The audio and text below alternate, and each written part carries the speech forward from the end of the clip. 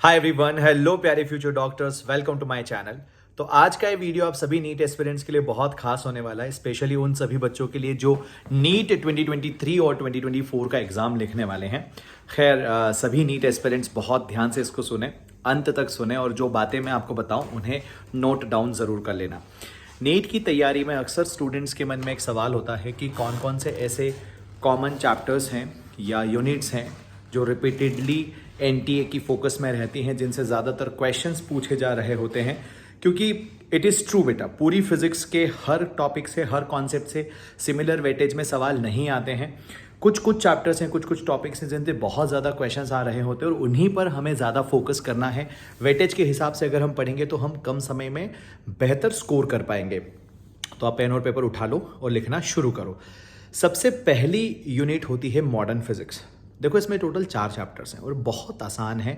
और एक चैप्टर तो इसका ना आप केमिस्ट्री में भी पढ़ते हो बिल्कुल एज इट इज़, जैसे आप पढ़ते हो ना एटॉमिक स्ट्रक्चर, तो वैसा ही आपका एटॉमिक फिजिक्स होता है। तो सिमिलर कॉन्सेप्ट्स हैं, दोनों ही जगह पर हैं। तो कितना फ़ायदा हो जाता है यहाँ पर आपको। तो atomic structure, nuclear physics, dual nature and semiconductor, ये 4 चैप्टर आपको इस यूनिट में कंप्लीट करने होते हैं। इसके अलावा हम आगे बढ़ते हैं तो क्लास 11th का यूनिट्स एंड मेजरमेंट, ये भी काफ़ी छोटा चैप्टर है, लेकिन इससे क्वेश्चन आ जाते हैं 2 या 3, तो काफ़ी मैटर करता है बेटा, 10-12 नंबर हमारे लिए।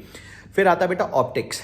जो ऑप्टिक्स क्लास 12th का है, ये बच्चों को टफ लगता है, लेकिन हकीकत ये है कि ज़्यादातर क्वेश्चंस या तो प्रिज्म से पूछे जाते हैं या फिर लेंस से पूछे जाते हैं या फिर ऑप्टिकल इंस्ट्रूमेंट से पूछे जाते हैं। तो आप सभी लोगों को इस बात पर विशेष ध्यान देना होगा कि यार अगर हम बहुत अच्छे से कंप्लीट करने की कोशिश करेंगे तो ऑप्टिक्स ज़्यादा टफ नहीं है। और ऑप्टिक्स मॉडर्न फिजिक्स को मिलाकर आप 50 से ज़्यादा नंबर आसानी से स्कोर कर सकते हैं, ठीक है। तो ऑप्टिक्स में दोनों चैप्टर आ गया आपका, रे ऑप्टिक्स भी आ गया, वेव ऑप्टिक्स भी आ गया। इसके अलावा फिर हम चलते हैं वापस क्लास 12th में। तो करंट इलेक्ट्रिसिटी जो होती है वो एक सिंगल चैप्टर है बेटा, और करंट इलेक्ट्रिसिटी से कम 4 सवाल तो पूछे ही जाते हैं नीट के एग्जामिनेशन में। 4 सवाल का मतलब 16 नंबर, बहुत मायने रखता है, ठीक है। उसके बाद हम बात करते हैं बेटा मूविंग चार्जेस एंड मैग्नेटिज्म। ये भी एक यूनिट है जिसमें 3 चैप्टर है, मैग्नेटिक फोर्स, मैग्नेटिक फील्ड, अर्थ मैग्नेटिज्म। नहीं भी करते हुए कम से कम 4 सवाल आप यहाँ से भी मानते हो तो अगेन 16 मार्क्स यहाँ से हो जाता है बेटा। तो आप अगर लिख रहे हो तो आपको पता चलेगा, सम टोटल आप देखोगे मॉडर्न प्लस ऑप्टिक्स मिलाकर 50 नंबर हो गए। 10 नंबर आप मान लीजिए यूनिट्स एंड मेजरमेंट से, 60 नंबर हो जाते हैं। लगभग आपने देखा 16 और 16 यहाँ से, करीब 35 नंबर आप यहाँ से उठा लेते हैं करंट इलेक्ट्रिसिटी और मूविंग चार्जेस एंड मैग्नेटिज्म से। तो आपके पास कितने नंबर हो गए अभी तक?